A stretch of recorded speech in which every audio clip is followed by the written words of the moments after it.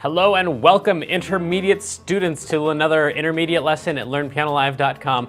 This is an intermediate lesson, so the assumption is that you can probably play a couple songs at least well enough to impress a couple friends.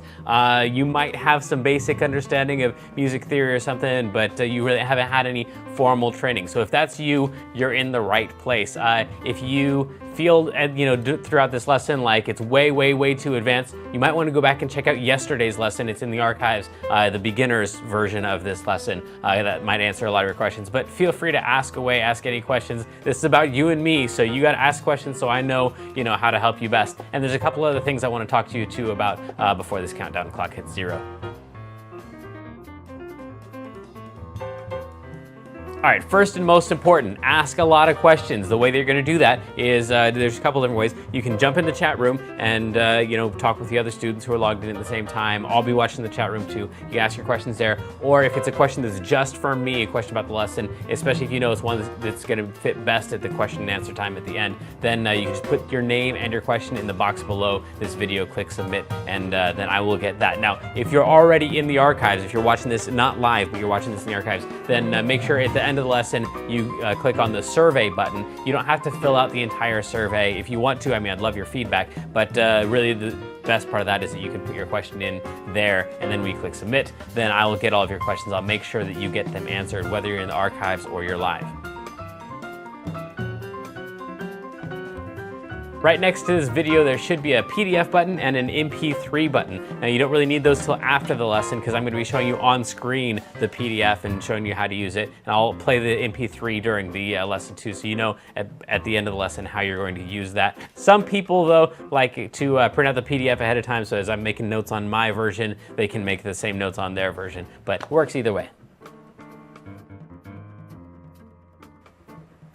All right, this is perhaps the most important part. You need to leave the lesson when you feel like you're sufficiently challenged. So, I'm teaching these lessons, 12 to 15 lessons a month. Normally in traditional lessons, you're getting like a lesson every other week or so. So this is just way too much for you to take in. So, the goal is for you to get some little nugget of something that you can really practice on, really work on. Once you feel like you have that, then you really don't need anything else from me. Go practice. That's where this stuff is really gonna happen. You're not going to get through this lesson and be able to play something really well. You're going to get through this lesson and have the information that you need to practice more effectively. That's really the goal here. So don't feel bad about taking off early. If you feel like halfway through the lesson you got as much as you can take in at that time, then go practice that thing, and then come back whenever you've got that thing down, or you're bored with it, or you just want to check out the next topic.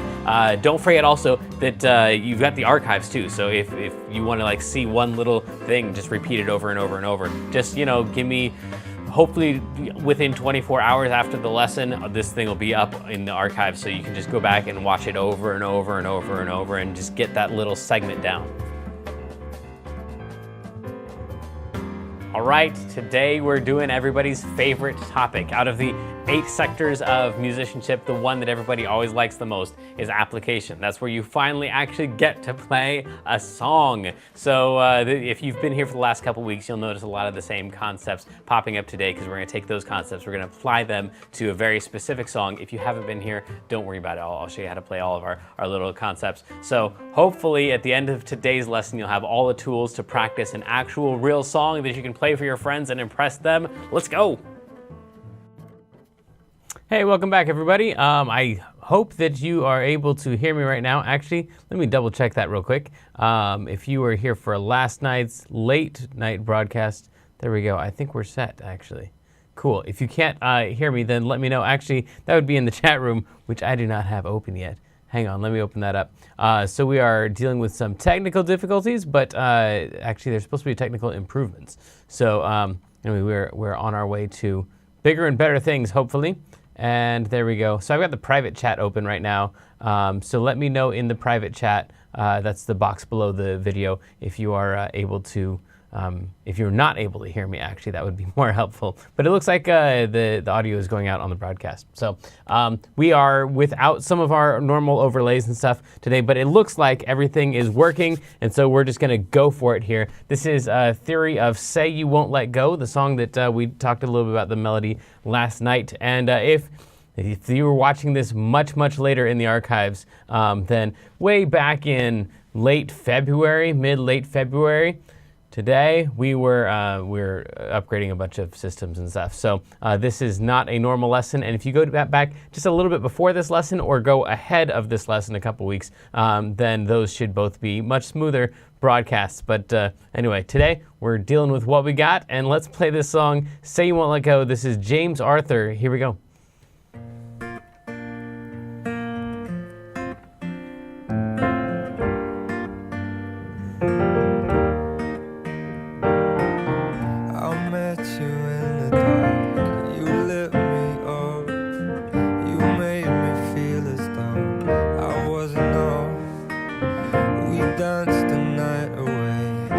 Drank too much. I held your hair back when you were throwing up. Then you smiled over your shoulder. For a minute I was stone cold sober. I pulled you closer to my chest, and you asked me to stay over. I said I already told you. I think that you should get some rest. I knew I loved you then.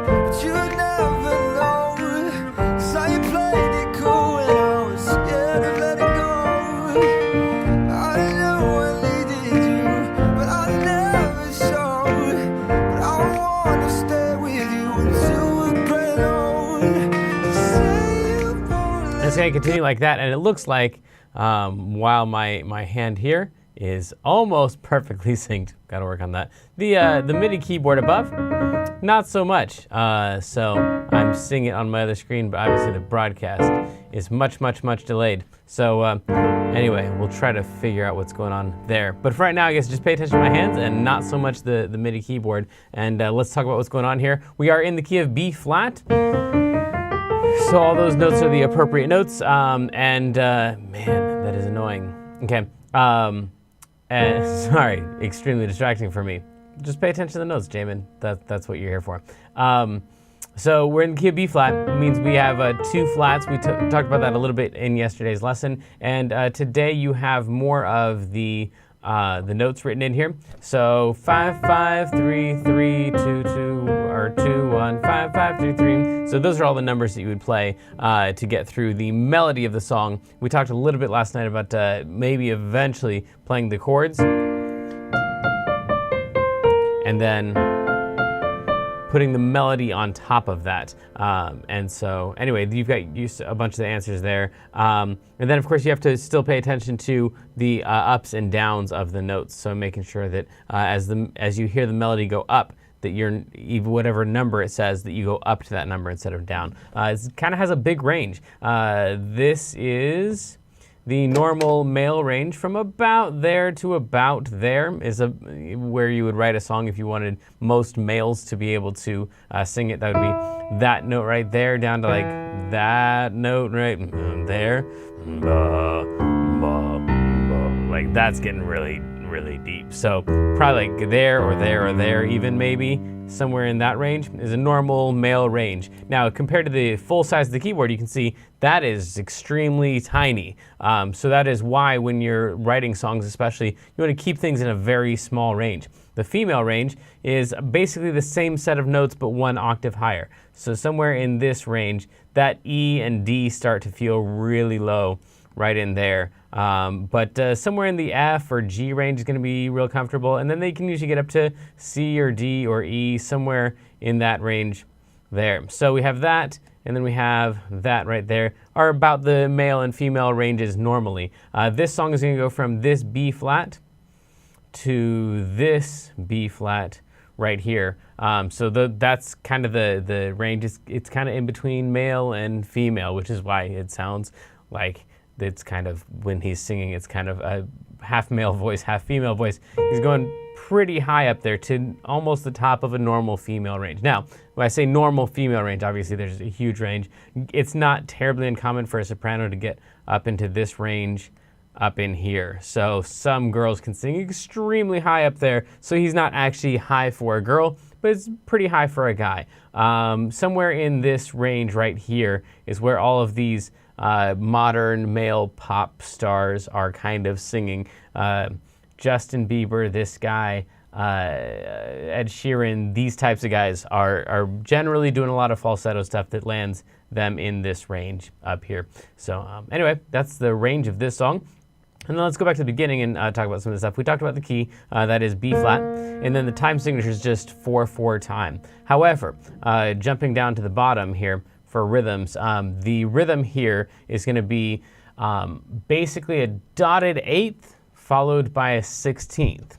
But all you need to know is you're going to hang on to one note for a while and then move to another one that you're going to play a lot shorter. So that whole thing of like ba-da,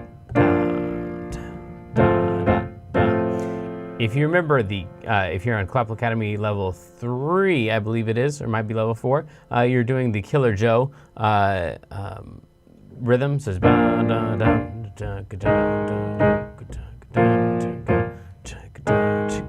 so it's that same exact rhythm. I should keep that private chat window open. There we go.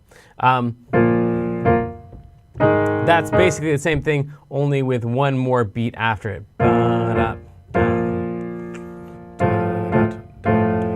It's like a really fast Killer Joe.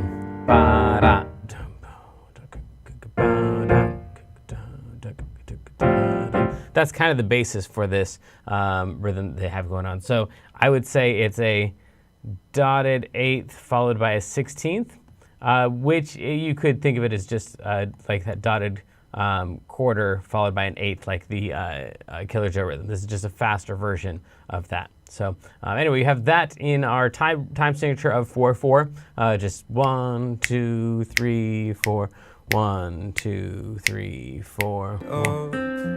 You made me feel as though 1, I 2, wasn't 3. Straight set of 4 beats there. And speaking of sets of 4, these chords are super duper repetitive. So every set of 4 measures here is just repeating the same thing. So like we said in yesterday's lesson, you don't actually even need the bottom of that whole page. It's just those 4 chords right there: B flat, F, G minor, and E flat. And I will tell you that I didn't talk about this yesterday in the beginner's lesson, but I will tell you sometimes this F is an F over A. So in your left hand, I wouldn't always play the F. In some cases, I'd play the A, probably about half the time. The guitarist is playing the lowest note that he's playing is an A. It's actually not an A because I think he's capoed, but same. I think he's capoed on 1, so that means he's playing a G sharp or something. Anyway, so that note right there is going to be the lowest note for that F chord in a lot of cases. Next, moving on, chord numbers. So these chords are, you might remember we did the 4-chord song. If you haven't seen that before, look up Axis of Awesome 4-chord song, maybe look up the clean version, but they go through like a trillion songs that all use this chord pattern here. In the key of B flat, the B flat chord is number 1. In the key of B flat, the F chord, 1, 2, 3, 4, 5. F would be number 5, so it goes from a 1 to a 5. The G would be 1 over from there, which would be a 6. And then an E flat. Sorry about that annoying MIDI keyboard, man, that is really bugging me. The E flat would be a 4 right there. So 1, 5, 6, 4 is the chord pattern, and it just repeats that 1, 5, 6, 4, 1, 5, 6, 4. It's the same set of chords that they use for the 4-chord song in the Axis of Awesome thing. And if you haven't seen that before, that might be life-changing for you. The most common reaction to that for students who haven't seen it and haven't realized is maybe mild depression, realizing that every song that you ever loved was the same stupid song. But go check it out if you haven't seen it already. So that's chord numbers. And then form is not really, I mean, there are verses and choruses in here, but since they're all the exact same chords, then the form and the verse and chorus and bridge separation basically is non-existent. It's just those 4 chords repeated over and over. Melodic patterns and shapes. Now this is where things get a little bit more interesting. Obviously it's an acoustic guitar all the way through, so the instrumentation doesn't really vary a whole lot. But at the beginning of it, he's going to stay kind of in the lower range.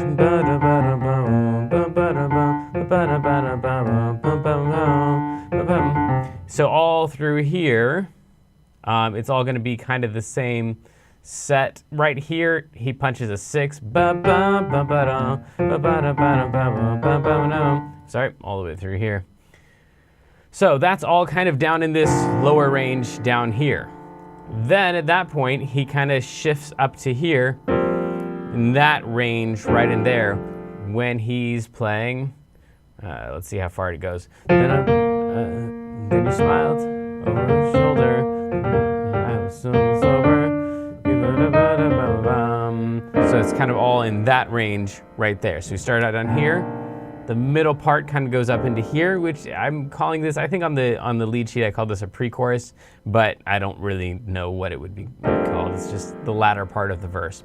So he's kind of shifting the melody up to repeating notes that are all in this range. And then, of course, as you can probably predict, down here, at this part right here, the actual chorus, he's gonna go up into this range. So it starts down here, creeps it up into that territory, and then by the end, he's up there. Let me play along with him so you can kind of see the migration of that melody.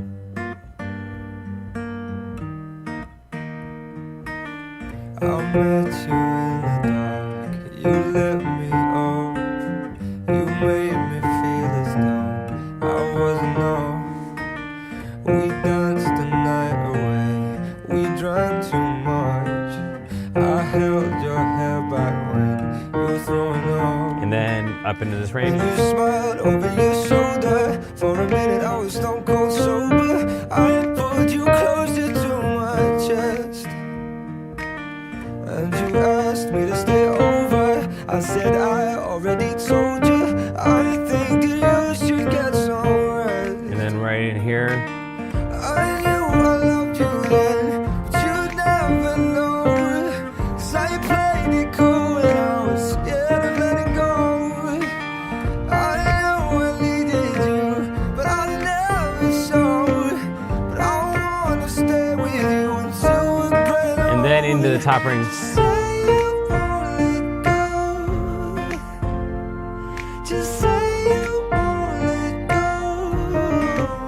And then down.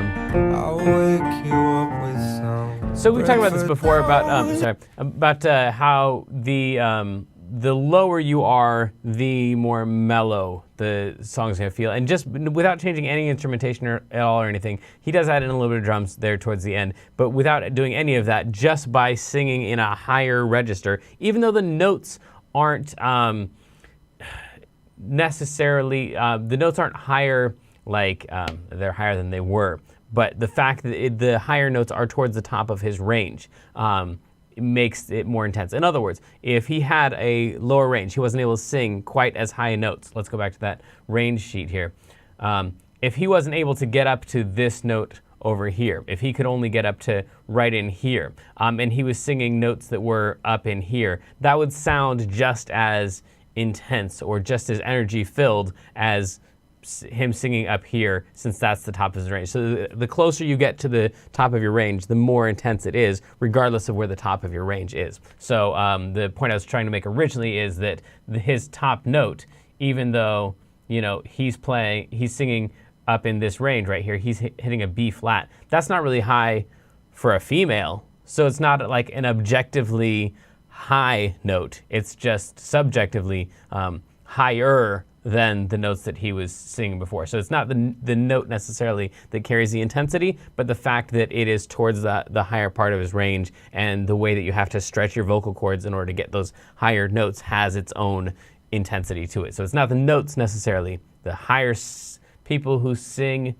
high notes are not necessarily going to sound more energy filled, but people who sing at the tops of their range are going to sound more full of energy and stuff. So that's why generally choruses are going to go up and verses are going to kind of stay lower, because that's just the way that you want the energy to work. If you sing your verse up here and it's all really high at the top of your range, and then you have the rest of your song be down here. You write some chorus that's down in the bottom. Then it's just hard to push that stuff out and make it feel the way that you want a chorus to feel, which is full of energy. You want the crowd to sing along and to love your song and call the DJ and request it. So I believe that's all of it. Like we said, for the arrangements and stuff, there's not a whole lot of interesting stuff going on there. It's just mostly a guitar all the way through there. And then at the end, he does throw in some drums here. There's a little pad in the background. Very minimal though. I guess that might be an organ.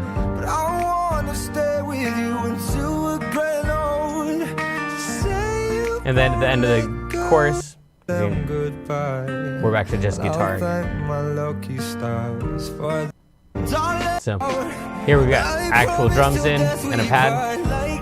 And that's about it. Little tiny bit of strings. But that's about it. It's mostly just that acoustic guitar with a little bit of pad underneath it and some drums. And that is the whole thing. And let's see here. Questions. Either no one has been watching this and I'm not actually broadcasting, I'm just talking to myself here, or we actually don't have any questions today. So I'm hoping it's the latter, and I'm about to find out in about 5 minutes. I don't really have an ending here. I just have to kill the broadcast because this new updated software doesn't take the same file types as my old one. So we'll get that fixed. But I guess before I shut off the broadcast, I want to let you know I love you. Send me your submissions. I love seeing those. I love talking with you guys about how to take that next step and become just a little bit better. So good luck, have fun, and